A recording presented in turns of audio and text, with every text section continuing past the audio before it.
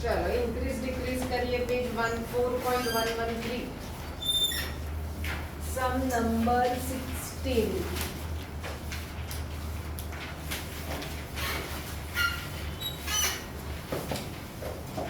તમારો current ratio આપ્યો છે 2/1 કરંટ રેશિયોની formula current asset upon current liability is equal to 2:1. હવે ઇન્ક્રીઝ ડિક્રીઝ કોઈક વાર તમને 4 માર્કનો સમ હોય હવે કોઈક વાર તમારા 4 માર્કનો સમ હોય ને તો એને બદલે એ લોકો 4 માર્કના ઇન્ક્રીઝ ડિક્રીઝ પૂછે.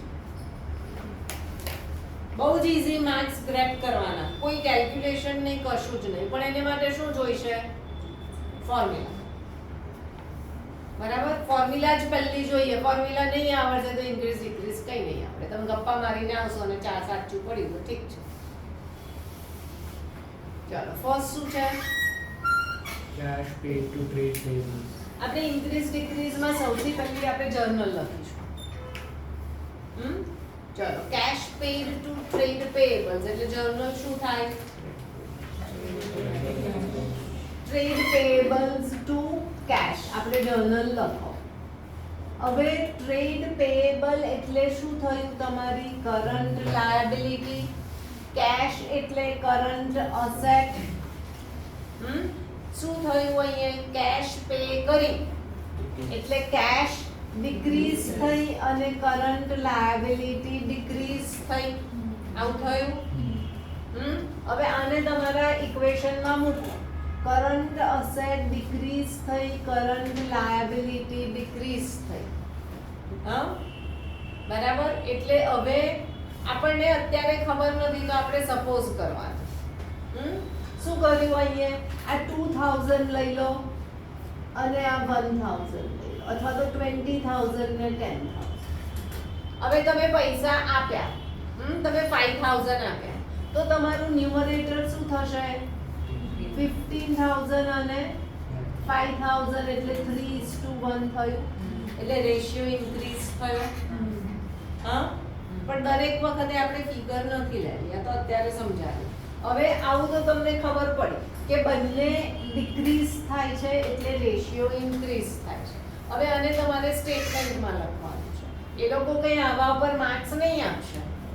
આ તો આપણું વર્કિંગ કર્યું. તમારે સ્ટેટમેન્ટ લખવાનું. તો સ્ટેટમેન્ટ તમે ઇલસ્ટ્રેશન વાંચશો એટલે તમને ખબર પડી જશે કે સ્ટેટમેન્ટ શું લખાય. Current asset end current liability both decreases by the same amount so the ratio increases. એવું સ્ટેટમેન્ટ તમને ઇલસ્ટ્રેશનમાં પછી લખી લેજો ઇલસ્ટ્રેશનમાં. બરાબર, ખબર પડી?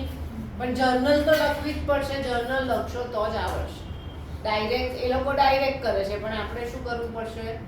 જર્નલ લખવી પડશે. ચલો સેકન્ડ.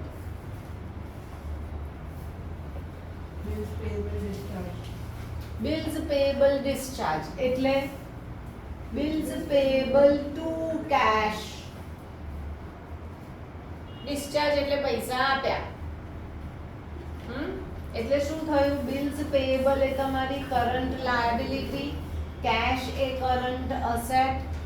બંને ડિક્રીઝ થઈ એટલે numerator denominator decreases by the same amount so your ratio increases. એટલે રેશિયો ઇમ્પ્રૂવ થયો.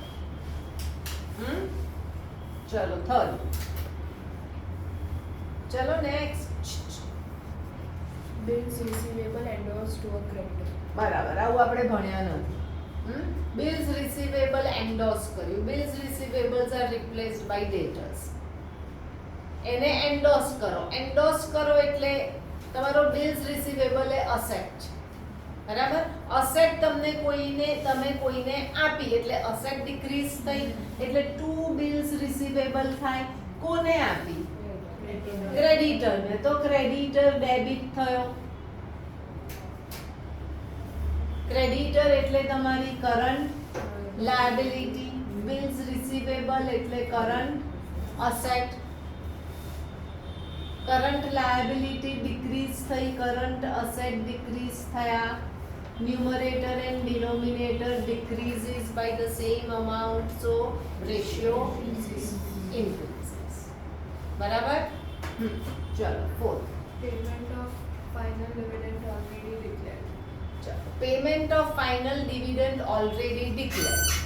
બરાબર, ફાઇનલ ડિવિડન્ડ તમે જ્યારે ડિક્લેર કરો તમને એવું પણ આવશે કે ફાઇનલ ડિવિડન્ડ ડિક્લેર. આપણે કેશ ફ્લોમાં જોયું ડિવિડન્ડ, તો આપણે કયું ડિવિડન્ડ કેશ ફ્લોમાં લઈએ છીએ? આપણે કયું પ્રપોઝમાં બે આપ્યા પ્રીવિયસ યર. બરાબર, પ્રપોઝ ડિવિડન્ડ હોય તો પ્રપોઝ ડિવિડન્ડની જર્નલ શું થાય? તમે ડિવિડન્ડ પ્રપોઝ કર્યું એટલે તમારા એજીએમમાં એની પ્રપોઝલ મુકાઈ. હવે એજીએમમાં જ્યારે શેર હોલ્ડર્સ એને અપ્રૂવ કરશે પછી એનું પેમેન્ટ થશે. એટલે આ વર્ષે જે અપ્રૂવ થાય એનું પેમેન્ટ નેક્સ્ટ ફાઇનાન્શિયલ યરમાં થાય. એટલે અહીંયા કયું ડિવિડન્ડ છે? Final dividend. બરાબર છે, તમારું પેમેન્ટ થયું એવું કહે છે. હવે પેમેન્ટ કરો એટલે ટુ બેંક આવવાની અને તમારું કયું આવશે? પ્રપોઝડ ડિવિડન્ડ આવે. આ તમારી કરંટ લાયબિલિટી છે, આ કરંટ અસેટ છે.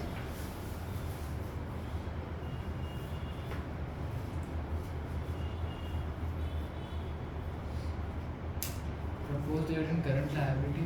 હા, પે કરવાનું next year. Is your current liability. पर शेयर होल्डर्स को तो मिलेगा ना वो. તો નેક્સ્ટ યર મિલા ના. પ્રપોઝ ડિવિડન્ડ જ્યારે તમે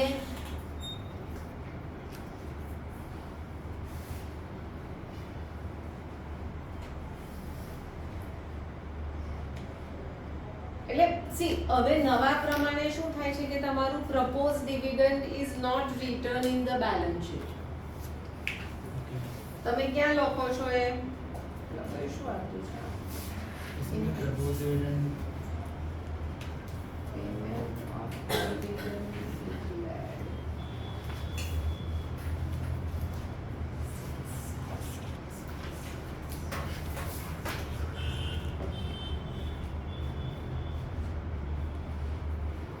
બરાબર છે. That is your current liability. Proposed dividend. અમારે લખ્યું છે.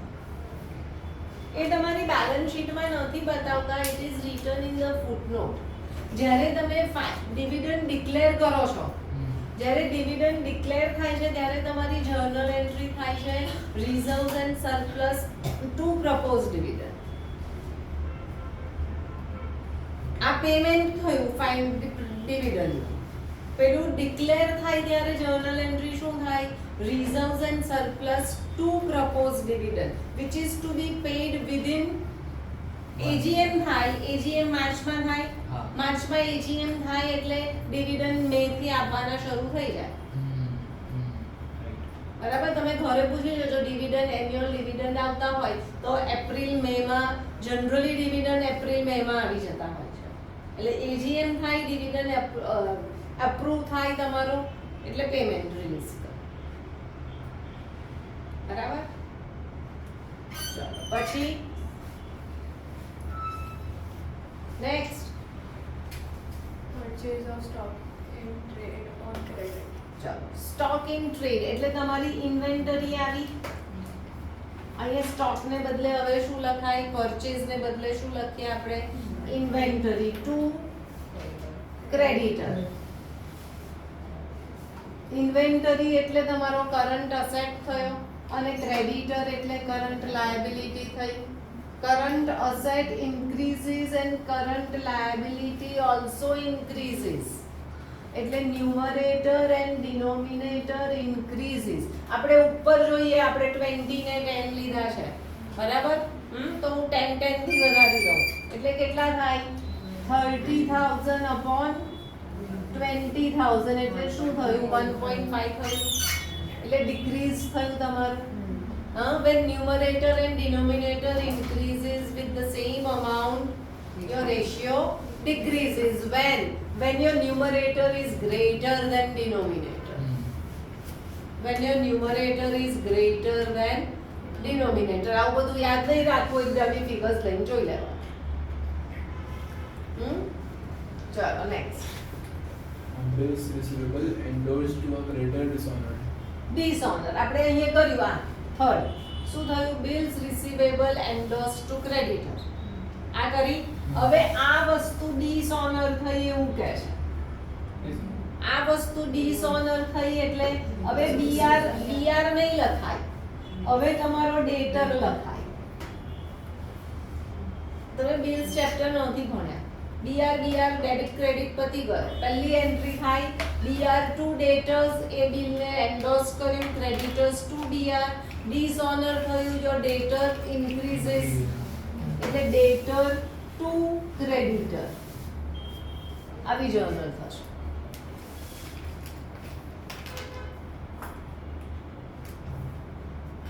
ચેપ્ટર રાખવું જોઈએ તું બિલ્સ, પણ બેઝિક કન્સેપ્ટ તો ખબર પડે ને. લિસ્ટ. હવે ડેટર એટલે તમારા કરંટ અસેટ ઇન્ક્રીઝ થયા ને કરંટ લાયબિલિટી ઇન્ક્રીઝ થઈ.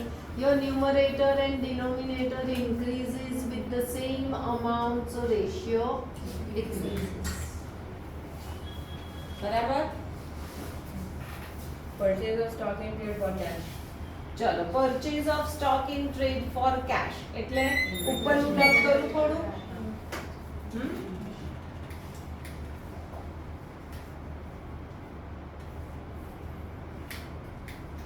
એટલે શું આવ્યું તમારું? Inventory to cash, inventory current asset, cash current asset.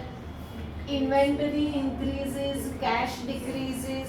Your numerator increases and decreases with the same amount, but there is no change in denominator, so there is no change in your ratio. સમજણ પડી? હા? Current asset increases by the same amount and decreases by the same amount, so your numerator remains unchanged and there is no change in denominator, so the ratio does not change. આવું તમે ઇલસ્ટ્રેશન કરશો ને એમાં આવું બધું લખ્યું છે. ચલો Sale of fixed assets, book value of 50,000 to 40,000. ચલો ફિક્સ્ડ અસેટ ને સેલ કરો એટલે શું થાય journal? Cash. Fixed asset to cash તો Cash તો to fixed asset to cash બોલી ના. હા શું લખ્યું? ફિક્સ્ડ અસેટ ને સેલ કરો છો એટલે ટુ ફિક્સ્ડ અસેટ થાય. તમારી અસેટ ડિક્રીઝ થઈ, કેશ આવ્યા. હવે બુક વેલ્યુ કેટલી છે? 50,000. કેટલામાં વેચ્યું? 45,000 માં. તો શું થયો તમને? લોસ થયો.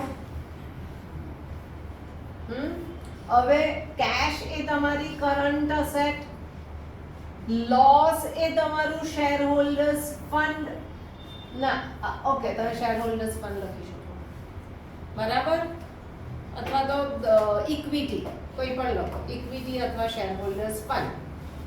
અને ફિક્સ્ડ અસેટ એટલે તમારું ફિક્સ્ડ અસેટ આવે છે ને રેશિયોમાં બધા. એટલે આપણે બધું લખવાનું જ આવી રીતે. હવે કરંટ અસેટ શું થયું? ઇન્ક્રીઝ થઈ. શેર હોલ્ડર્સ ફંડ શું થયું? લોસ છે એટલે ડિક્રીઝ થઈ.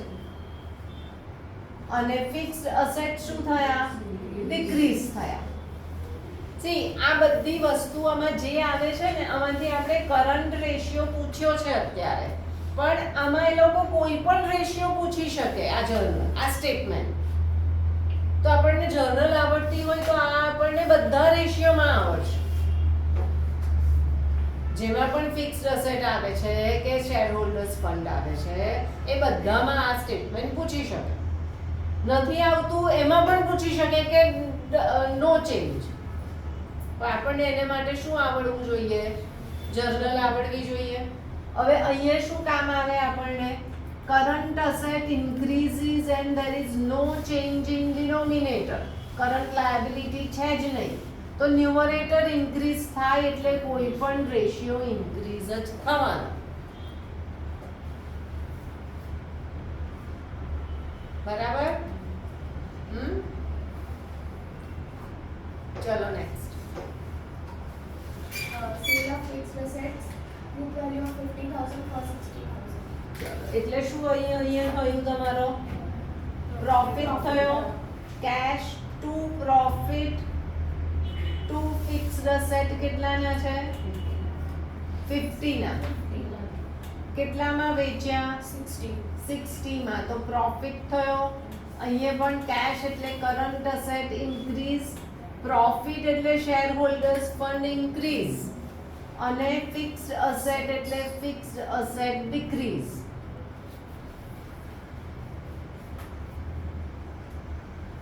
એટલે શું થયું? Numerator increases and no change in denominator, therefore ratio improves. Sorry.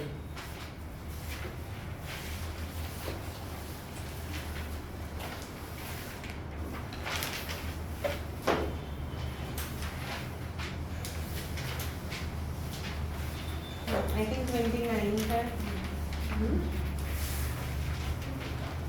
अच्छा, હવે છે ને I think કે તમારા ઇલસ્ટ્રેશનમાં I think શું આપ્યું છે કે આ 2:1 છે ને એ બદલે 1:1 પણ આપ્યું છે અને 8:1.8:1 પણ છે. Sum 30, Sum 31 है. કઈ લેસનમાં? ઇલસ્ટ્રેશન તમારો 22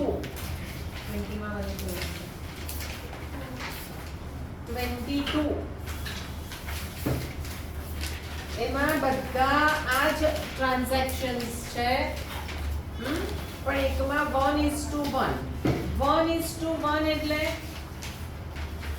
ઇક્વલ છે, બરાબર? એટલે ઇક્વલ છે એટલે તો નો ચેન્જ જ થશે.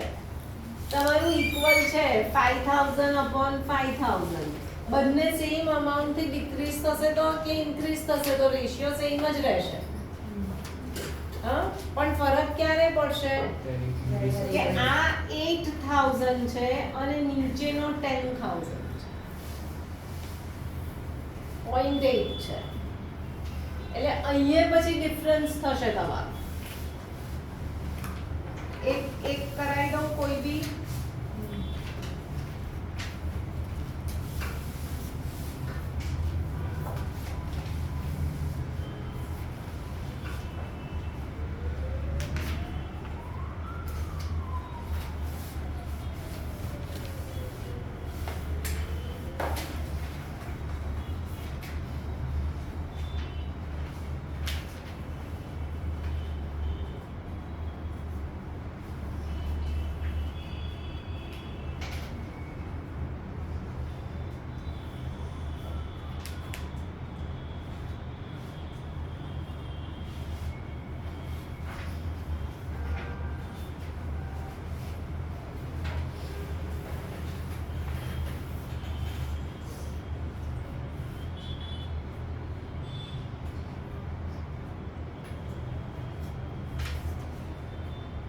ચલો, પહેલું છે કેશ પેડ ટુ ક્રેડિટર્સ. આ સમમાં છે તમારું કેશ પેડ 16 સમ હમણાં કર્યો હોય, કેશ પેડ ટુ ક્રેડિટર, બરાબર? એટલે આપણે શું કર્યું? Creditors to cash. Creditors to cash Current એટલે કરંટ લાયબિલિટી ડિક્રીઝ થઈ, કરંટ અસેટ ડિક્રીઝ થયું. હા, સપોઝ આપણે અહીંયા 5,000 નું પેમેન્ટ કર્યું એટલે કેટલા થયા? 3,000/5,000. મને નીચે 10 કરવા છે, આવી જ ફિગર લેવાની, એટલે 6/10 થઈ ગયા. એટલે તમારો રેશિયો 0.6 આવ્યો. એટલે શું થયું? Decreasing. ડિક્રીઝ. ભલે આ બંને ડિક્રીઝ આવ્યા, આપણે એવું લખ્યું છે આપણામાં 2:1 માં, આ બંને ડિક્રીઝ થાય છે તો આપણો રેશિયો ઇમ્પ્રૂવ થયો છે. પણ એ ક્યારે? ન્યુમરેટર મોટો છે ડિનોમિનેટર કરતા. અહીંયા શું છે? ન્યુમરેટર નાનો છે, એટલે શું થયું? તમારો રેશિયો ડિક્રીઝ થયો. એને બદલે આવી કોઈક ફિગર લઈને ચેક કરી લે, બરાબર? એટલે આવી રીતે હવે તમારે આ સમ્સ કેવી રીતે કરવાનો? આ આખો સમ તો કે ટેબલ બનાવી દો, ટ્રાન્ઝેક્શન લખો, એની બાજુમાં જર્નલ લખો. આવું તો હું બહુ વખત કહું છું પણ છોકરાઓ નથી કરતા. તમારે માર્ક્સ લાવવા હોય, કન્સેપ્ટ ક્લિયર કરવા હોય તો કરો. તમે એક્સેલમાં પણ આ શીટ બનાવી શકો. ટ્રાન્ઝેક્શન્સ લખી દીધા બધા. હવે એની સામે આવું લખી દીધું બધું, કરંટ અસેટ, કરંટ લાયબિલિટીઝ જે પણ આવતું હોય એ, પછી જે પણ રેશિયો આવતો હોય એ લખી દો. બધા જ રેશિયો તમે એક્સેલમાં બનાવી શકો. ખબર પડી? આ તો કરંટ રેશિયો માટે આપ્યું છે. આ જ તમને ડેટ ટુ ઇક્વિટી માટે પણ આપી શકે, જ્યારે શેર હોલ્ડર્સ ફંડ પણ આવે.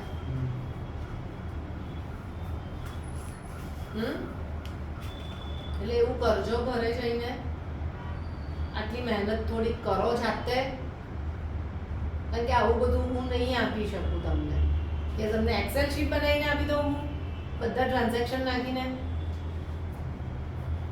હા કે છે કોઈ ના નથી કહેતું કે ના મેમ અમે કરીએ, પણ હા એ નથી, ના એ નથી કહેતા કે અમે કરીશું, એવું પણ નથી કહેતા. કોણ મહેનત કરે? અચ્છા, હવે તમને આમાં અમુક વસ્તુ કદાચ નહીં આવડે તો એ હું કરાવી દઉં, જે પણ નવું હોય એ. અચ્છા, ઇલસ્ટ્રેશન 19 નો ફર્સ્ટ છે.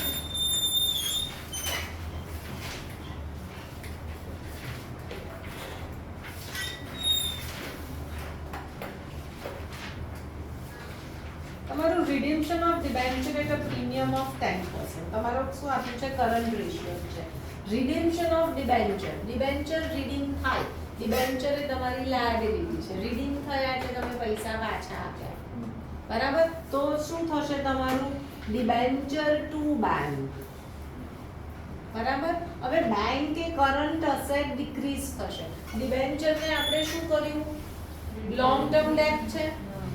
હવે એ રીડિંગ આપણે લોંગ ટર્મ ડેટ અને નોન કરંટ લાયબિલિટી અને કરંટ લાયબિલિટી નો ડિફરન્સ શું? 1 યર ની અંદર હોય ને કરંટ લાયબિલિટી કહીએ. ડિબેન્ચર રીડિંગ થવાના છે. ડિબેન્ચર 3 યર્સ નું ટેન્યોર છે, તો 2 વર્ષ સુધી ડિબેન્ચર નોન કરંટ લાયબિલિટી માં રહ્યા, પણ 3rd યર જ્યારે રીડિંગ થવાના છે ત્યારે એ કરંટ લાયબિલિટી માં આવી ગયા. તમારા કેશ ફ્લો ના એક સમમાં છે, બરાબર છે? બોર્ડમાં આવવું જોઈએ જો એ લોકોને ફોલો કરવું હોય તો. તમારી ટીએસ પણ બધા સમમાં ફોલો નથી કર્યું. રિડેમ્પશન ડિબેન્ચર થાય છે પણ એ લોંગ ટર્મમાં જ ડિક્રીઝ કર્યું છે. એને કરંટ લાયબિલિટીમાં લઈ જવા પડે એવું એને નથી કર્યું, કારણ કે આવું 2 વર્ષ પહેલા જ ખબર પડી. અત્યાર સુધી ખબર જ નથી, બધા આવું જ કરતા હતા, બરાબર? એટલે ડિબેન્ચર શું થઈ જશે અહીંયા? Current liability. એટલે કરંટ લાયબિલિટી પ્રમાણે સમ થશે. હવે તમારું ડિબેન્ચર ઇશ્યુ કરીશું ત્યારે લોંગ ટર્મ ડેપ્થ જ થવાનું, ત્યારે નોન કરંટ લાયબિલિટી જ થવાનું, પણ ડિબેન્ચર રિડીમ કરીશું ત્યારે કરંટ લાયબિલિટીમાં આવશે. પિક કરો ભાઈ એ ટ્રાન્ઝેક્શન ને. આપણે તો બેસી રહ્યા બધા જ, બધું જ આવડે, યાદ રહી જશે. પછી એમાં થર્ડ આપ્યું છે issue of equity shares to the vendor of machinery. આપણે તો શેર કેપિટલ નથી ભણ્યા. મશીનરી પરચેઝ કરી. તમે મશીનરી પરચેઝ કરો એટલે ઇલસ્ટ્રેશનમાં છે. મશીનરી ડેબિટ થશે, એની સામે તમે પૈસા નથી આપ્યા, શું આપ્યું? શેર્સ. એટલે equity share capital credit. Machinery એ તમારું ફિક્સ્ડ એસેટ ઇન્ક્રીઝ થયું ને ઇક્વિટી શેર કેપિટલ એટલે તમારું શેર હોલ્ડર્સ ફંડ ઇન્ક્રીઝ. એટલે હવે તમારો કરંટ રેશિયો તો આવ્યો જ નહીં. ખબર પડી શું થયું? ઇશ્યુ કર્યા shares. Equity share capital credit થાય એટલે ઇન્ક્રીઝ જ થાય. તમે શેર ઇશ્યુ કર્યા, એની સામે તમે પૈસા નથી લીધા, એની સામે તમે મશીનરી ખરીદી, બાર્ટર સિસ્ટમ કરી. આની કેશ ફ્લોમાં એન્ટ્રી નહીં આવે, બરાબર?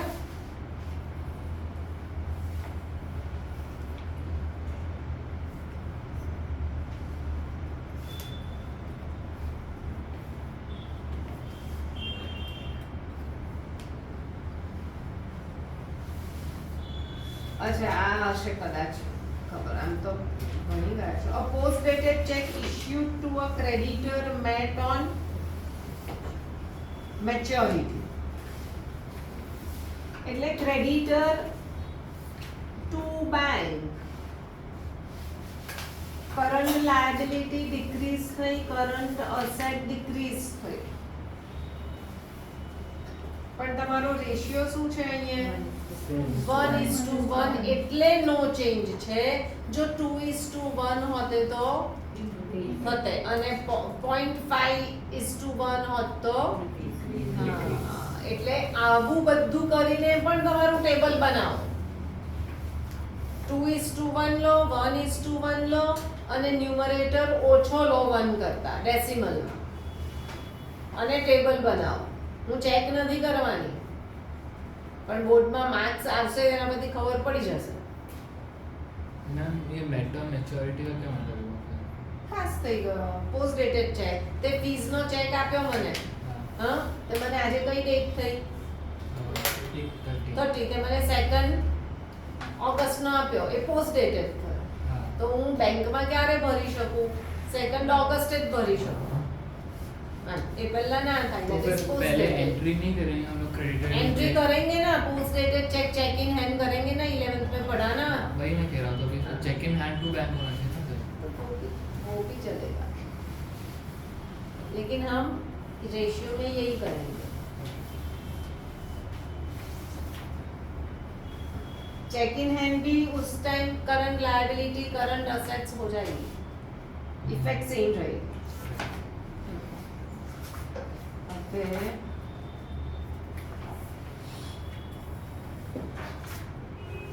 આપણે ક્યાં આવ્યા હવે 29. હવે આપણે આવશે ક્વિક રેશિયો.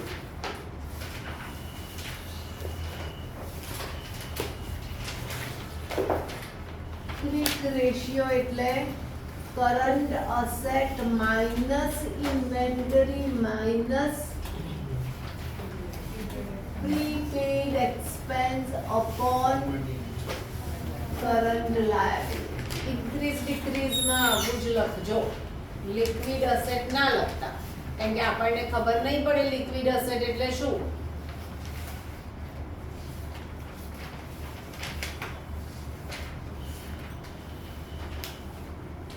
પહેલું શું છે તમને આપ્યો છે 2:1. ફર્સ્ટ આપણે બધું જોયા એ જ બધું આવશે. Purchase of goods for cash એટલે ઇન્વેન્ટરી ટુ કેશ. આપણે હવે લિક્વિડ અસેટ જોઈએ છે તો તમારી ઇન્વેન્ટરી લિક્વિડ અસેટમાં નથી આવતી. માઇનસ કર્યું એને નહીં ગણવાની. આ લિક્વિડ અસેટમાં આવશે કેશ. શું થઈ? ડિક્રીઝ થઈ. એટલે અહીંયા ન્યુમરેટર ડિક્રીઝ થયો નો ચેન્જ ઇન ડિનોમિનેટર એટલે રેશિયો ડિક્રીઝ જ થાય. ન્યુમરેટર ડિક્રીઝ થાય એટલે રેશિયો ડિક્રીઝ જ થાય. मैम इन्वेंट्री फिर ज़्यादा माइनस नहीं करनी होगी हमको उसमें से. मतलब अगर पहले लिक्विड एसेट्स हमारे 20,000 थे કોઈ પણ હોય લિક્વિડ ત્યાંથી આપણે તો કરંટ અસેટ માઇનસ ઇન્વેન્ટરી. આપણે લિક્વિડ અસેટ શોધીએ છીએ ને તો લિક્વિડ અસેટમાં ઇન્વેન્ટરી આવે તો ઇન્વેન્ટરીમાં ચેન્જ થાય કે ના થાય? લિક્વિડ અસેટને ફરક પડે ના પડે? આવે જ નહીં અંદર. ઇન્વેન્ટરી લિક્વિડ અસેટમાં આવતી જ નથી. ચલો second Purchase goods for credit. Credit એટલે ઇન્વેન્ટરી ટુ ક્રેડિટર. ઇન્વેન્ટરી નથી આવતી. ક્રેડિટર એટલે કરંટ લાયબિલિટી એટલે ન્યુમરેટરમાં નો ચેન્જ પણ કરંટ લાયબિલિટી ઇન્ક્રીઝ થઈ. કશુંક પણ હોય અને ડિનોમિનેટર ઇન્ક્રીઝ થાય એટલે રેશિયો શું થાય? ડિક્રીઝ જ થવાનો. કોઈ પણ રેશિયો આપ્યો હોય પોઈન્ટમાં હોય ન્યુમરેટર મોટો હોય ડિનોમિનેટર મોટો હોય આવું તો ભણ્યા ને ભાઈ 8, 9, 10 માં આવું બધું નહીં ભણ્યા. ચલો પછી third. Sale of goods costing 20,000 for 20,000. હા એટલે કેશ ટુ ઇન્વેન્ટરી. અહીંયા આપણે પરચેસ સેલ્સ લખતા જ નથી. ઇન્વેન્ટરી તો આવશે જ નહીં.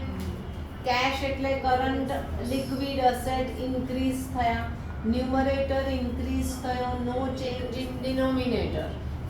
તો રેશિયો શું થશે? ઇન્ક્રીઝ જ થવાનો. ડન.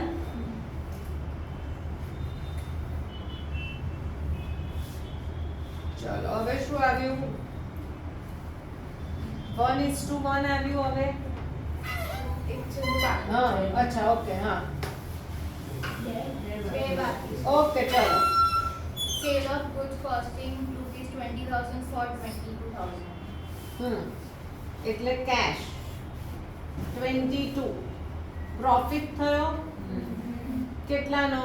2,000. અને ટુ ઇન્વેન્ટરી કેટલાની? 20. ઇન્વેન્ટરી આવશે જ નહીં. કેશ એટલે કરંટ અસેટ અને પ્રોફિટ એટલે તમારો શેર હોલ્ડર્સ ફંડ.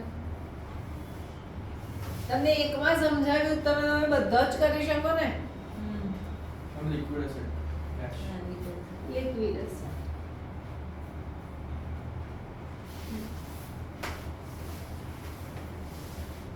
પછી Cash received from trade receivables.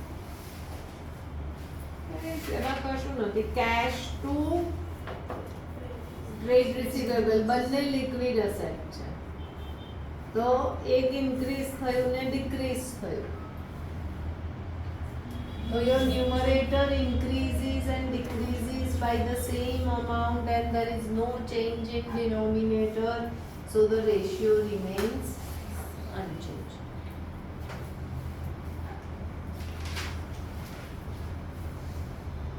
Increase decrease શીખવું તો એક્ઝામ પહેલા શીખવાડી તો ને. હા શીખાવાડે. તમે જે કહો. મેં તો તને હા, ના કીધી હતી. હા, હા. તો આટલું બધું હું કેવી રીતે શીખવાડી શકું?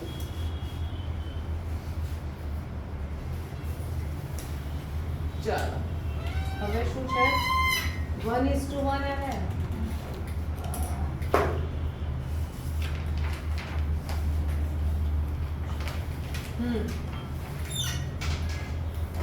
ચલો 1:1 છે. શું છે first? Included in the trade payables was bill payable of 3,000 which was met on maturity. હવે bills payable met on maturity એટલે bills payable to cash. Bills payable current liability decrease થઈ, કરંટ અસેટ ડિક્રીઝ થયું, liquid asset. તો 1:1 છે એટલે no change, નહીં તો increase થતે.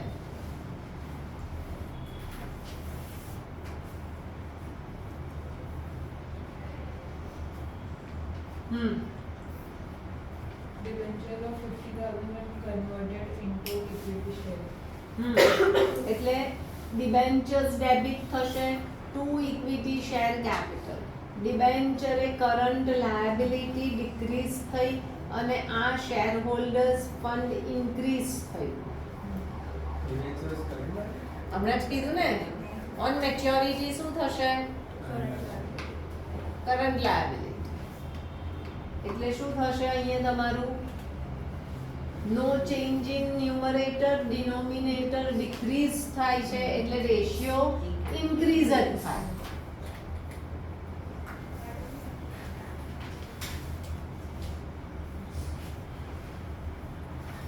થઈ તો હવે શું આપ્યો ratio?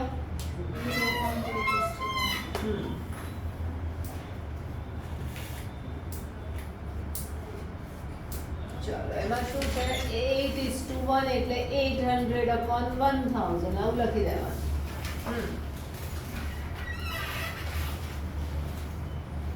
Purchase of loose tools for 2,000. હા એટલે લૂઝ ટૂલ્સ cash. બરાબર. હવે લૂઝ ટૂલ્સ આપણે કયો રેશિયો જોઈએ છે? Liquid ratio. આપણે કરંટ રેશિયોમાં મેં લખાવ્યું હતું કે loose tools are your current assets but are not included for the calculations of current ratio. એટલે લૂઝ ટૂલ્સ ને નહીં ગણવાના. ટીક કરો ભાઈ. આપણે તો થોડું યાદ રહેશે. તમે તો એવી રીતે ક્લાસમાં કરો છો ને જાણે એકવાર મેમ કહે છે ને બધું યાદ રહેશે. એટલે આ ખાલી લિક્વિડ અસેટ ડિક્રીઝ થયું એટલે ન્યુમરેટર ડિક્રીઝ થયું. નો ચેન્જ એટલે રેશિયો શું થશે? ડિક્રીઝ જ થશે ગમે તે હોય.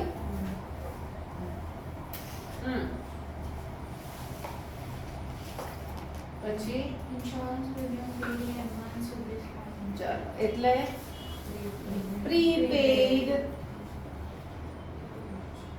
Insurance premium to cash. Prepaid તમારું નહીં ગણાય લિક્વિડ અસેટમાં. ઉપર લખ્યું ને લખવાનું જ. એટલે ખાલી કેશ એટલે રેશિયો શું થયો? ડિક્રીઝ થયો. થઈ ગયું? Sale of goods on credit 3,000. Goods credit પર સેલ કર્યા એટલે ડેટર ટુ ઇન્વેન્ટરી. ઇન્વેન્ટરી નહીં આવે કરંટ લિક્વિડ અસેટમાં. ડેટર એટલે લિક્વિડ અસેટ ઇન્ક્રીઝ થયા. ન્યુમરેટર ઇન્ક્રીઝ થયો. નો ચેન્જ ઇન ડિનોમિનેટર એટલે રેશિયો ઇન્ક્રીઝ.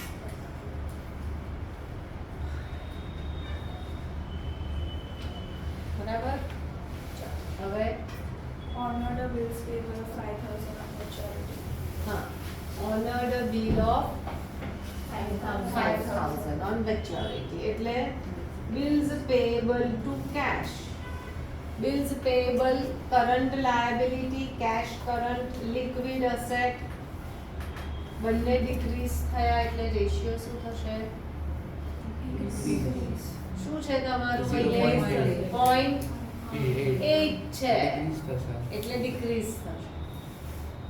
આપણે એ જોવાનું કે તમારું આ છે બંને 500 થી ડિક્રીઝ કરો તો 300 upon 500 એટલે 0.6 થયું. આવું ગણી નાખવાનું ફાસ્ટ.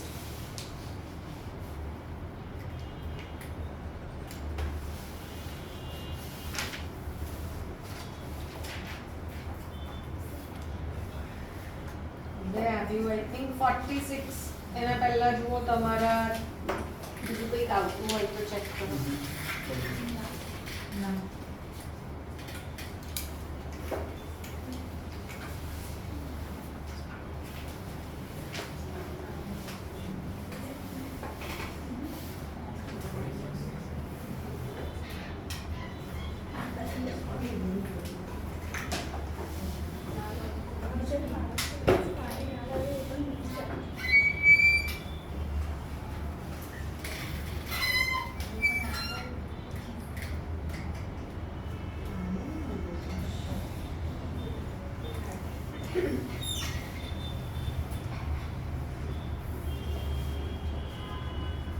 ચલો હવે કયો આવ્યા? 46 ડેટ ટુ ઇક્વિટી રેશિયો છે.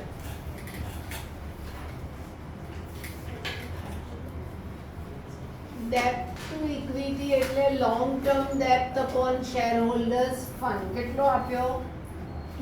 2:1. ચલો શું છે પહેલું? Sale of bank book value 4 lakh for 5 lakh. Same આપણે જર્નલ તો લખી જ ગયા છીએ. હવે તમને ખબર પડે છે એ જર્નલ તમે સ્ટેટમેન્ટ લખ્યું છે એની સામે જર્નલ લખી છે. હા, એની સામે તમારે રેશિયો લખવાનો છે. ફરી સ્ટેટમેન્ટ નથી લખવાનું. સ્ટેટમેન્ટ એકવાર તમે લખ્યા ને પછી બહુ ઓછા સ્ટેટમેન્ટ નવા આવવાના છે. એટલે એક્સેલ બનાવી દો. It will be very helpful to you. શું લખીશું આપણે? કેશ પ્રોફિટ થયો ને, હા. ટુ પ્રોફિટ ટુ શું છે? લેન્ડ. ચલો, કેશ એટલે કરંટ અસેટ ઇન્ક્રીઝ થયા, પ્રોફિટ એટલે શેર હોલ્ડર્સ ફંડ ઇન્ક્રીઝ થયા, ને લેન્ડ એટલે ફિક્સ્ડ અસેટ ડિક્રીઝ થયું. આવું થયું? હવે તમને આમાં શું જોઈએ? ન્યુમરેટરમાં કોઈ ચેન્જ નથી અને ડિનોમિનેટર ઇન્ક્રીઝ થયું શેર હોલ્ડર્સ ફંડથી. ડિનોમિનેટર ઇન્ક્રીઝ થાય એટલે રેશિયો શું થાય? Decrease. ડિક્રીઝ જ થાય. બરાબર? કરીને જોઈ જોજો. હા, ચાલ પછી Issue of equity shares for the purchase of plant and machinery worth ₹10 lakh. એટલે શું એન્ટ્રી થઈ? Plant and machinery two equity share capital. હમણાં જ કર્યું આપણે. પ્લાન્ટ અને મશીનરી એટલે ફિક્સ્ડ અસેટ ઇન્ક્રીઝ થયા અને ઇક્વિટી શેર કેપિટલ એટલે શેર હોલ્ડર્સ ફંડ ઇન્ક્રીઝ થયા. એટલે no change in numerator and denominator increases એટલે રેશિયો ડિક્રીઝ થાય. ગમે ત્યારે એકલો ડિનોમિનેટર ઇન્ક્રીઝ થાય એટલે રેશિયો ડિક્રીઝ જ થાય. Issue of preference share for redemption of 13% debentures worth ₹10 lakh. એટલે debenture to preference share capital. Debenture redeem થયા. ડિબેન્ચર એટલે તમારી કરંટ લાયબિલિટી ડિક્રીઝ થઈ. પ્રેફરન્સ શેર કેપિટલ એટલે શેર હોલ્ડર્સ ફંડ ઇન્ક્રીઝ થયું. બરાબર? ચલો next. હા, ચલો હવે રેશિયો બદલાય છે ને. રેશિયો શું થાય છે હવે? 0.5/1. ચલો, શું છે પહેલું? Issue of equity share. હા, ઇશ્યુ ઓફ ઇક્વિટી શેર્સ. બસ એટલું જ? હા, એટલે કેશ એટલે bank two equity share capital એટલે કરંટ અસેટ ઇન્ક્રીઝ થયા અને શેર હોલ્ડર્સ ફંડ ઇન્ક્રીઝ થયા. એટલે નો ચેન્જ ઇન ન્યુમરેટર અને ડિનોમિનેટર ઇન્ક્રીઝ થાય એટલે રેશિયો શું થાય તમારો? ડિક્રીઝ. બરાબર? પછી Cash received from debtor. એટલે કેશ ટુ ડેટર્સ. કેશ એટલે કરંટ અસેટ, ડેટર્સ એટલે પણ કરંટ અસેટ. આમાં તો કંઈ નહીં આવશે. કરંટ અસેટ આવતો જ નથી રેશિયોમાં. આ સ્ટેટમેન્ટ તો આગળ જોઈ ગયા આપણે. એટલે તમારે ખાલી શું કરવાનું? ડેટ ટુ ઇક્વિટી પર નો ચેન્જ જ લખતા જવાનું. બરાબર? ન્યુમરેટરમાં ક્રોસ, ડિનોમિનેટરમાં ક્રોસ, એવું કરી દેવાનું. પછી Redemption of debenture. હા, એટલે debentures to cash to bank. Debentures એટલે કરંટ લાયબિલિટી, બેંક એટલે કરંટ અસેટ. આમાં કંઈ નહીં આવે. કારણ કે ઘણીવાર ડિબેન્ચરને લોંગ ટર્મ ડેપ્ટમાં જો લઈ લો.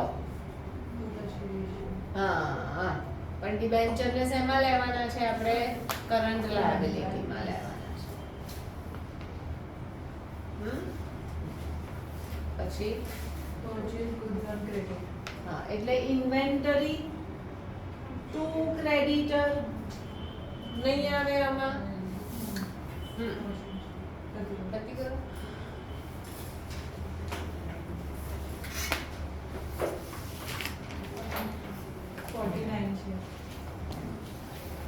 એ સેમ જ છે. ઇશ્યુ ઓફ શેર્સ આવી ગયું. કન્વર્ઝન ઓફ ડિબેન્ચર્સ આવી ગયું. Sale of fixed asset, purchase of fixed asset on long term deferred payment. Purchase of fixed asset એટલે ફિક્સ્ડ અસેટ ટુ ક્રેડિટર, પણ અહીંયા ક્રેડિટર એ તમારી નોન કરંટ લાયબિલિટી થઈ એટલે લોંગ ટર્મ ડેટ થયું. કેમ? On long term deferred payment કીધું છે. કેવી રીતે? ક્રેડિટરે અહીંયા કોણ થયા તમારા? લોંગ ટર્મ ડેપ્થ થયું કારણ કે પેમેન્ટ એનો લોંગ ટર્મ માં કીધું છે એટલે અહીંયા તમારું ન્યુમરેટર ઇન્ક્રીઝ થશે અને ડિનોમિનેટર માં નો ચેન્જ એટલે રેશિયો શું થશે ઇન્ક્રીઝ થશે બરાબર ખાલી એક નવું છે ना अगर न्यूमरेटर बढ़ा और डिनोमिनेटर कम हुआ तो હે? मतलब अगर करंट रेशियो હા में તો ફાઇન કરીને છે ને તું કંઈક કરીને ડમી ફિગર્સ લઈને બરાબર એવું જનરલી નથી થતું हाँ મને દેખાઈ ગયું તો હા તો ઠીક છે આટલું લખવાનું નહીં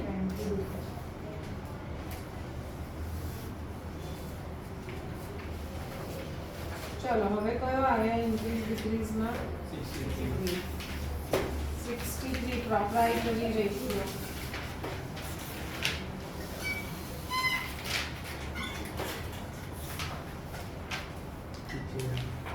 ચલો પ્રોપ્રાઇટરી રેશિયોની ફોર્મ્યુલા શું લખશું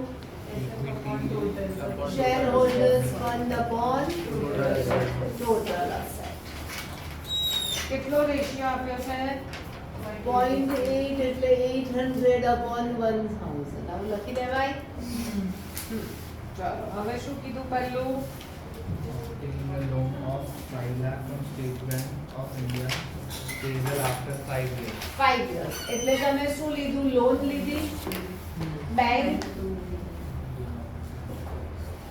ટુ લોન બેંક એટલે કરંટ અસેટ અને લોન એટલે long term date current asset increase થયા લોંગ ટર્મ ડેટ પણ ઇન્ક્રીઝ થયું હવે અહીંયા શું જોઈએ આપણને શેર હોલ્ડર્સ ફંડ તો નો ચેન્જ પણ ટોટલ અસેટ એટલે કરંટ અસેટ ઇન્ક્રીઝ થયા એટલે ડિનોમિનેટર ઇન્ક્રીઝ થયું એટલે રેશિયો શું થશે ડિક્રીઝ થશે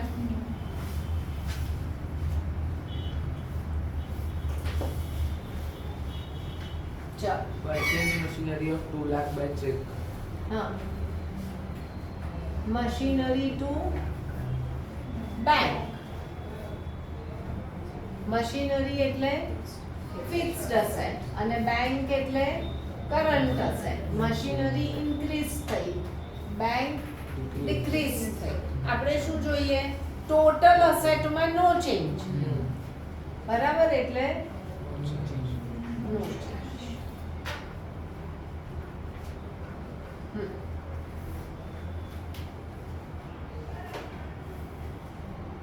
Redeemed 7% redeemable preference shares 3 lakh. Preference shares ને રીડીમ કર્યા એટલે ડેબિટ અને ટુ બેંક એટલે તમારું શેર હોલ્ડર્સ ફંડ ડિક્રીઝ થયું અને કરંટ અસેટ ડિક્રીઝ થયા એટલે ન્યુમરેટર અને ડિનોમિનેટર બંને ડિક્રીઝ થયા સેમ અમાઉન્ટ એટલે રેશિયો શું થશે કારણ કે ન્યુમરેટર ઓછું છે તમારે ડમી ફિગર લઈને મૂકી જ જોવાનું પતી ગયું Issued equity shares to the vendor of building purchase for self. એટલે building two equity share capital આ બધા ટ્રાન્ઝેક્શન જોઈ ગયા આપણે નવા આવતા જ નથી ભાગ્યે જ નવા આવશે બિલ્ડિંગ એટલે ફિક્સ્ડ અસેટ ઇન્ક્રીઝ થયું ઇક્વિટી શેર કેપિટલ એટલે શેર હોલ્ડર્સ ફંડ ઇન્ક્રીઝ થયું ન્યુમરેટર અને ડિનોમિનેટર બંને ઇન્ક્રીઝ થયા same amount ratio increase ratio increase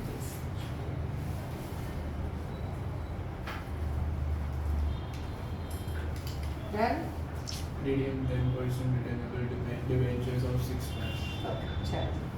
redeem કર્યા ડિબેન્ચર એટલે ટુ ડિબેન્ચર ડેબિટ થયા ટુ બેંક ડિબેન્ચર એટલે કરંટ લાયબિલિટી ડિક્રીઝ થઈ અને બેંક એટલે કરંટ અસેટ ડિક્રીઝ થયા અહીંયા શું જોઈએ તમને ટોટલ અસેટ એટલે ન્યુમરેટર શેર હોલ્ડર્સ ફંડ નો ચેન્જ કરંટ અસેટ ડિક્રીઝ થાય. બરાબર?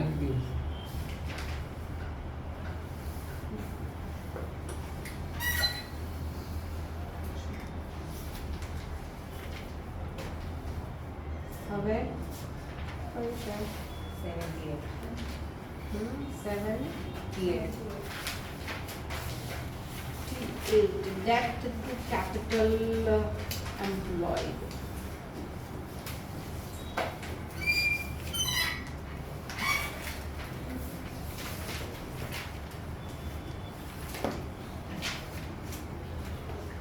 Debt to capital employed ની ફોર્મ્યુલા Long term. બાકીના બધાને શું કરે છે યાદ નથી.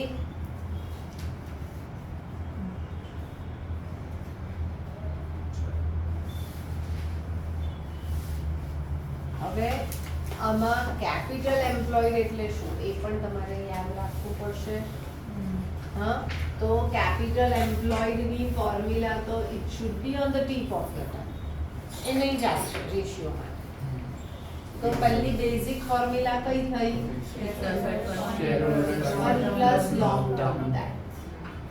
પછી બીજી કઈ થઈ? minus 14. એ બધી નહીં જોઈએ આમાં. આમાં મેઇન જોઈશે તમારે. Total assets minus current liability. બસ બાકી બીજી બધી પેલી વર્કિંગ કેપિટલ વાળી આમાં નહીં જોઈએ. ઇન્ક્રીઝ ડિક્રીઝમાં. ચાલો પહેલું શું કીધું? હા, Sale of machine at a loss of 50,000. હા, એટલે બેંક લોસ ટુ મશીનરી એટલે current asset increase, share holders fund decrease અને ફિક્સ્ડ અસેટ ડિક્રીઝ. આવું થયું? હા, હવે આપણને શું જોઈએ છે આમાં? શેર હોલ્ડર્સ ફંડ એટલે કેપિટલ એમ્પ્લોયડ. હા, અને લોંગ ટર્મ ડેટ તો છે જ નહીં આમાં, એટલે ન્યુમરેટર નથી અને કેપિટલ એમ્પ્લોયડ શું થશે? Decrease. Share holders fund decrease થયું એટલે કેપિટલ નહીં સમજણ પડી? એટલે આ તો ફોર્મ્યુલા મૂકવી પડે. Capital share holders fund decrease થયું એટલે કેપિટલ એમ્પ્લોયડ ડિક્રીઝ થયું. ફોર્મ્યુલા વગર તમે નહીં કરી શકો. Improve થશે ને? Ratio increase. હા, રેશિયો ઇન્ક્રીઝ. ડિનોમિનેટર ડિક્રીઝ થાય એટલે રેશિયો ઇન્ક્રીઝ. ચાલો second. Purchase of stock incurred on credit of 2 months for ₹80,000. ચાલો એટલે ઇન્વેન્ટરી ટુ કેશ ક્રેડિટર છે. ઓકે, ઇન્વેન્ટરી એટલે કરંટ અસેટ, ક્રેડિટર એટલે કરંટ લાયબિલિટી. આમાં તો કઈ નથી આવતું. Total assets. પણ અહીંયા કહેવાય તો આપણે તો મેઇન તો આ જ ગણવાની. બરાબર? તો ટોટલ અસેટ અને કરંટ લાયબિલિટી કરો તો પણ નો ચેન્જ આવે. હા. એટલે અને માટે તો મેઇન આ જ ફોર્મ્યુલા જોવાની તમારે પહેલી. એટલે નો ચેન્જ. ચાલો third. Conversion of debentures into equity shares of ₹5. ચાલો શું આવે? જર્નલ બોલ. ચાલ Debentures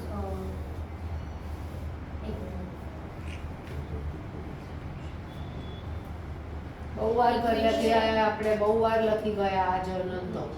equity share capital equity share capital debit debit to debenture debenture. ક્યારેય ઇક્વિટી શેર કેપિટલ ડેબિટ થશે જ.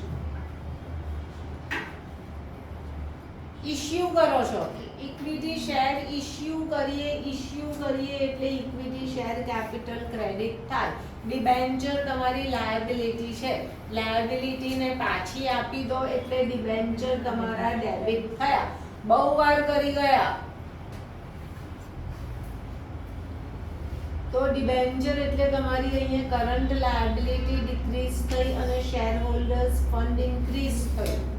આપણે અહીંયા જોવાનું શેર હોલ્ડર્સ ફંડ ઇન્ક્રીઝ થયું એટલે તમારું કેપિટલ એમ્પ્લોયડ પણ ઇન્ક્રીઝ થયું. હવે તમારો રેશિયો શું છે? 0.4:1 છે. એટલે 400 upon 1000 છે. એટલે ડિનોમિનેટર ઇન્ક્રીઝ થાય એટલે રેશિયો શું થાય? ડિક્રીઝ થાય. પતી ગયું? Purchase of fixed assets for rupees 4 lakh on a long term deferred payment basis. એટલે fixed asset to long term liability. Fixed asset increase થાય, લોંગ ટર્મ લાયબિલિટી પણ ઇન્ક્રીઝ થાય. હવે આપણે રેશિયોમાં જોઈએ. બરાબર? તો અહીંયા તમારું લોંગ ટર્મ ડેપ્ટ ઇન્ક્રીઝ થયું અને કેપિટલ એમ્પ્લોયડમાં કંઈ ના થયું. ના થશે કેપિટલ એમ્પ્લોયડ પણ ઇન્ક્રીઝ થયું. તમારો રેશિયો બંનેમાં ઇન્ક્રીઝ થયો એટલે શું થશે? બરાબર? ઉપર મૂકી દો 800 અપોન કેટલાથી ઇન્ક્રીઝ કરવું છે? 500. 500 થી ઇન્ક્રીઝ કરો તો 900 અપોન 1500 અથવા તો 1000 થી કરો. ઈઝી પડે ને? તો શું આવ્યું? 0.7. એટલે શું થયું? રેશિયો ઇમ્પ્રુવ થયો. બરાબર? પછી કયું આવ્યા?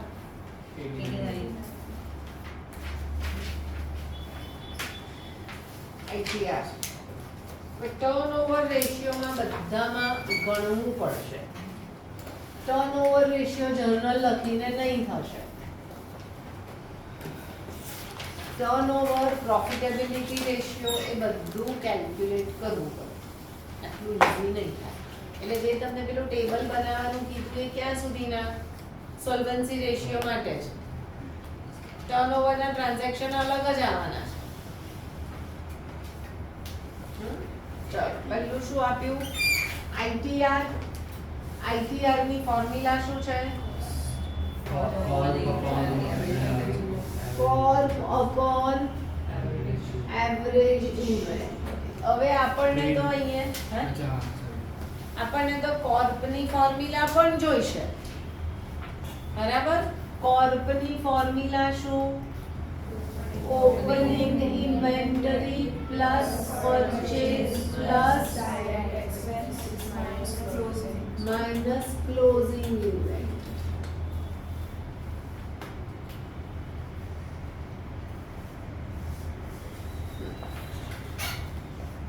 પહેલું શું? હવે તમારો રેશિયો શું આપ્યો એ લોકોએ? અચ્છા, પહેલું ગણવાનું છે. ઓપનિંગ ઇન્વેન્ટરી આપી, પરચેઝ આપ્યું અને ક્લોઝિંગ ઇન્વેન્ટરી આપી. ચલો ગણો. કોર્પ ગણો અને એવરેજ ગણો અને પહેલો ITR ગણો.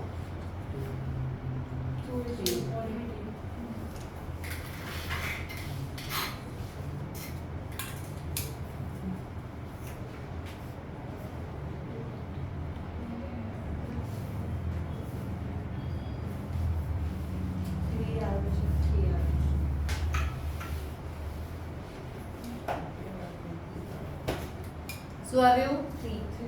3. એટલે આપણે તમારો કોર્પ કેટલો આવ્યો અહીંયા? 240. આપણે અહીંયા લખી દઈએ કોર્પ 240 અપોન એવરેજ ઇન્વેન્ટરી 18,000 એટલે 3 ટાઈમ્સ આવે તમારે. બરાબર? હવે આના રિસ્પેક્ટમાં તમારે એ લોકો ઇન્ક્રીઝ ડિક્રીઝ કહે છે. ચાલો, પહેલું શું આવ્યું? Sale of goods for 40,000 costing 32,000. બરાબર. સેલ ઓફ ગુડ્સ એટલે તમારું કેટલાના ગુડ્સ વેચ્યા તમે? 32 ના. બરાબર? આપણે જર્નલ શું લખવાની? Cash to profit to inventory. આપણે અહીંયા ઇન્વેન્ટરી જ જોઈએ છે. આપણી ઇન્વેન્ટરી એટલે કેટલું થયું? કેટલી છે? 32,000. બરાબર? આપણે ગુડ્સ સેલ કર્યા. હા, સેલ કર્યા એટલે હવે તમારી ઓપનિંગ કેટલી આપી છે એ લોકોએ?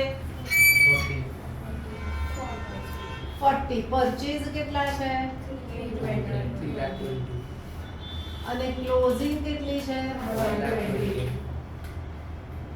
આવું છે હા તો હવેના નવામાં તમારી ઓપનિંગ તો એ જ રહેશે પરચેઝ પણ બદલાયું નથી એવું કહે છે અહીંયા આવ્યું કંઈક પરચેઝ કર્યું ઇન્વેન્ટરી ના ઇન્વેન્ટરી સેલ કરી એટલે તમારું જે ક્લોઝિંગ ઇન્વેન્ટરી છે કેટલી 1,20,000 એમાંથી 32 માઇનસ થશે અને હવે તમારી ક્લોઝિંગ ઇન્વેન્ટરી કેટલી આવી 88. હવે સમ કરો ફરી હા હા આખો સમ કરો. તો કેવી રીતે ખબર પડશે તું કેવી રીતે લઈ આવીશ ચાલ હા કરવું જ પડશે આપણે કોર્પ શોધવો પડશે આપણે ક્લોઝિંગ એવરેજ ઇન્વેન્ટરી શોધવી પડશે કેમ કે બધું જ બદલાશે અને we can not get any idea of this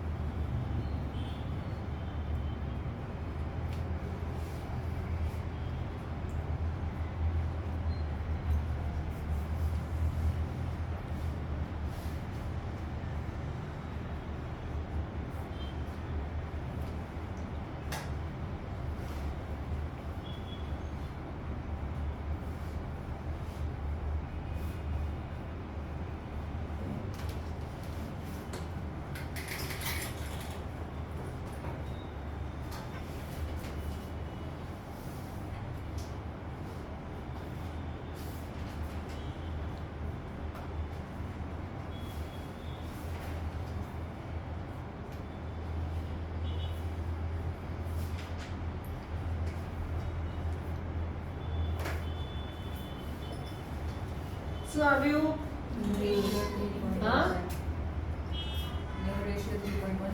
એટલે ઇન્ક્રીઝિંગ બરાબર આવી જ રીતે નક્કી કરી શકાય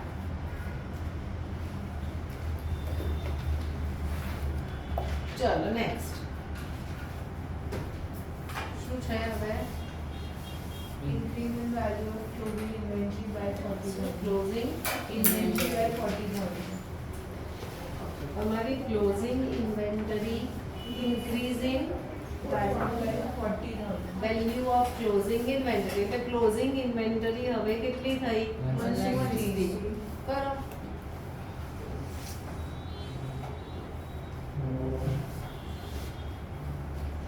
Decrease further. है 2.4.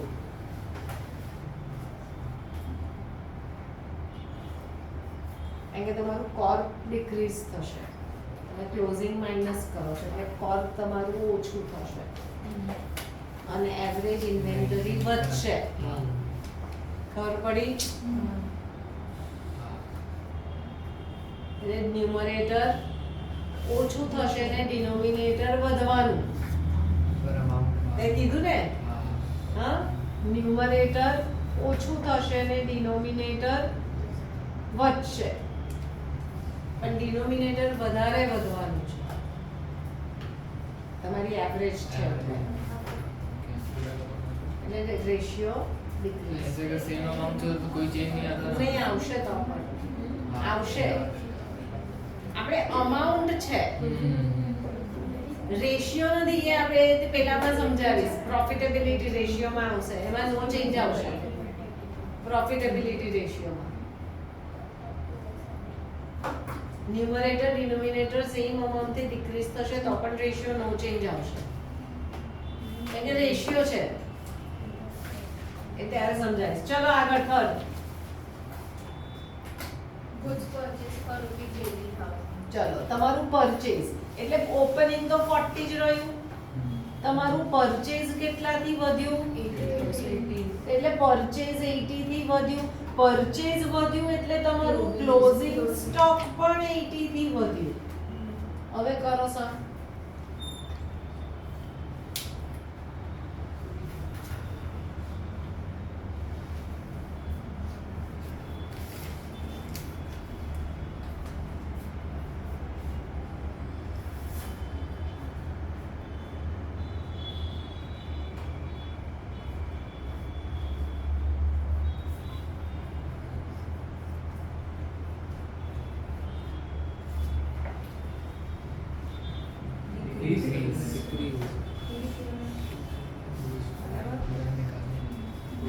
પહેલા જેવું થયું તમારો કોર્પ Corp કોર્પ same સેમ આવશે, કોર્પ ચેન્જ નહીં થાય કારણ કે પરચેઝ વધ્યા એટલું ક્લોઝિંગ સ્ટોક ઘટ્યું.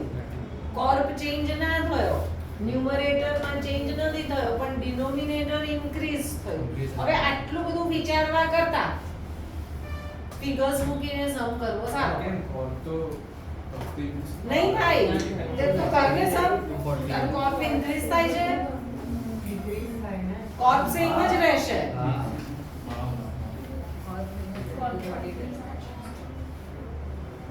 શું થયું કોર્પ? 240 કોર્પ સેમ રહે. તારું પરચેઝ જેટલાથી ઇન્ક્રીઝ થયું એટલાથી ક્લોઝિંગ સ્ટોક ઇન્ક્રીઝ થયો એટલે માઈનસ કર્યું. એટલે કોર્પ ચેન્જ નહીં થાય પણ આવું બધું આપણે ઓરલી નથી વિચારવું, આપણે ફિગર લઈને સમ કરવો જ છે પછી જ નક્કી કરવાનું છે. હજુ હા છે. હા purchases return Purchase return 20,000. ચાલો પરચેઝ રિટર્ન. પરચેઝ રિટર્ન આવે એટલે તમારો ઓપનિંગ સ્ટોક 40 જ થયો. તમારા પરચેઝ ઓછા થશે કેટલાથી? 20,000. 20,000 થી. એટલે તમારો ક્લોઝિંગ સ્ટોક પણ ઓછો થશે. તમે પરચેઝ કરેલા ગુડ્સ રિટર્ન કરો છો તો તમારો ક્લોઝિંગ સ્ટોક પણ ઓછો થશે.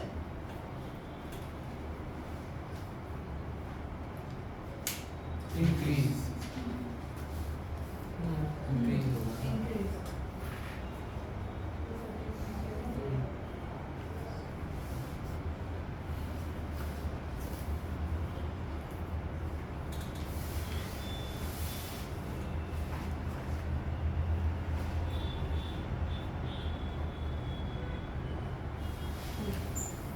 Done? ચાલો હવે શું છે?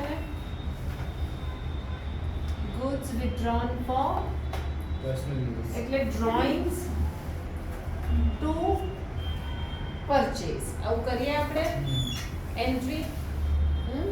એટલે તમારા પરચેઝ ઓછા થયા इन्वेंट्री कम होगी ना इसमें तो તો હોય ને.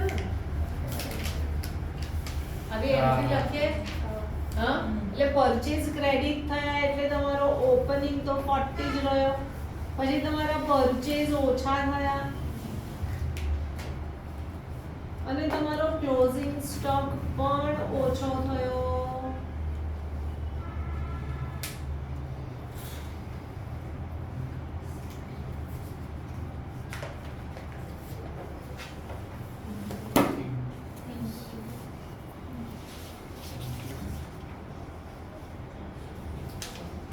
ફ્રી સેમ્પલ્સ છે એ પણ આવું જ થશે.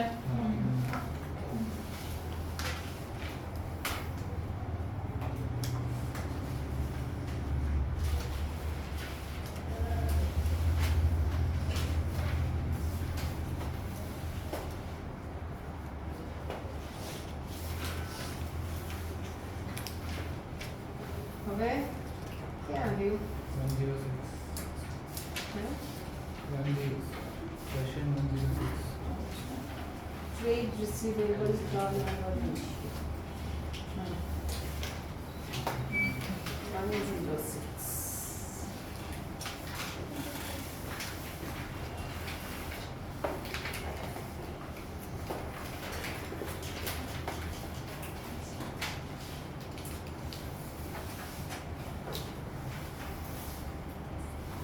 Trade receivable turnover ratio. ચલો એની ફોર્મ્યુલા શું થશે? Credit sales upon Average trade receivable.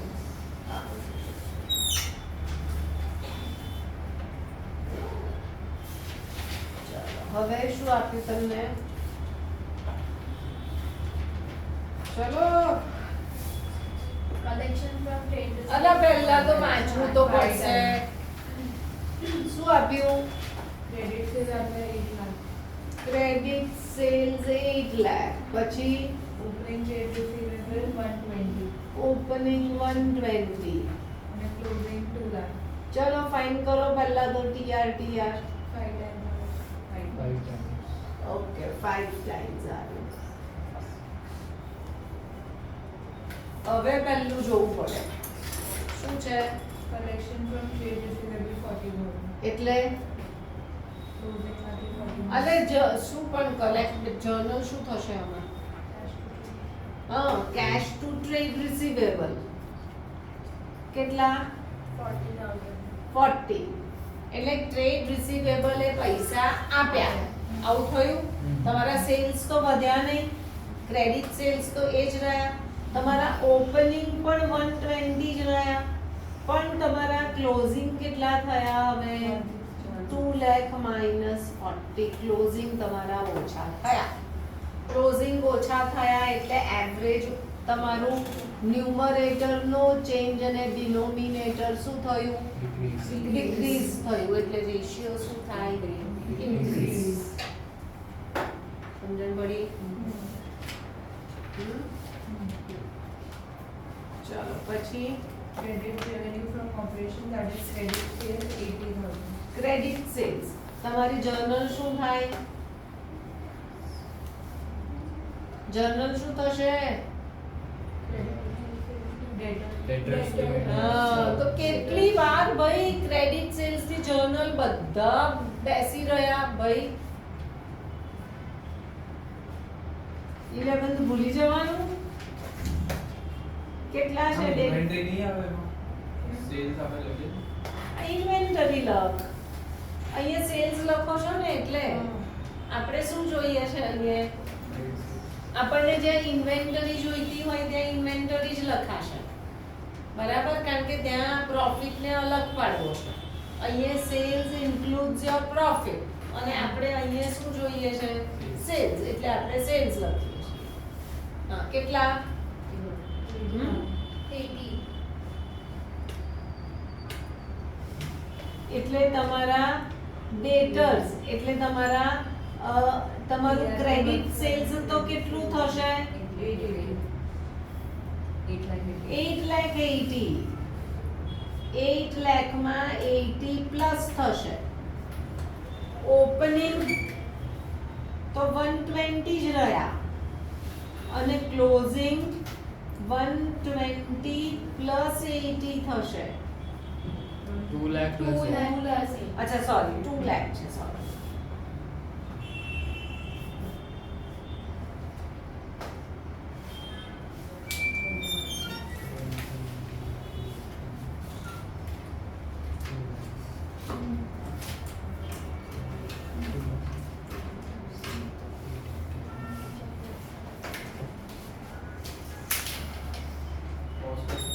ચલો બીજું શું આપ્યું હવે? Sales return 20,000. સેલ્સ રિટર્ન એટલે પાછા 4.4 decrease on 5 decrease. Closing that's તમારી સેલ્સ રિટર્ન આવ્યું કેટલા? 20,000. 20,000. એટલે સેલ્સ રિટર્ન ટુ ડેટર્સ થાય. તો તમારું ક્રેડિટ સેલ્સ હવે કેટલા થશે? 8 લાખ માઇનસ 20.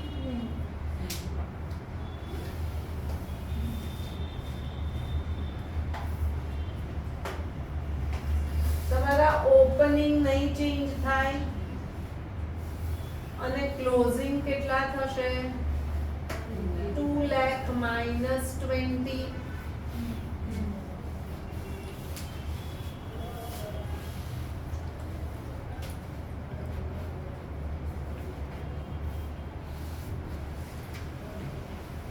પછી ક્રેડિટ પરચેસ તો આમાં જોઈશે જ નહીં. But inventory વધશે Two ને? times. હે?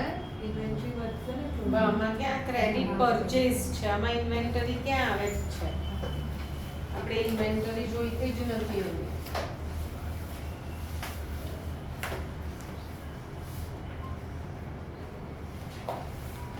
આવું જ તમને ટ્રેડ પેયેબલ માટે આપ્યું નથી સમ, પણ એ લોકો પૂછી શકે ખરા. કોઈ પણ રેશિયો માટે પૂછી શકે, અંદર નથી આપ્યું ને એમાં પણ. હવે આને બંધ કરી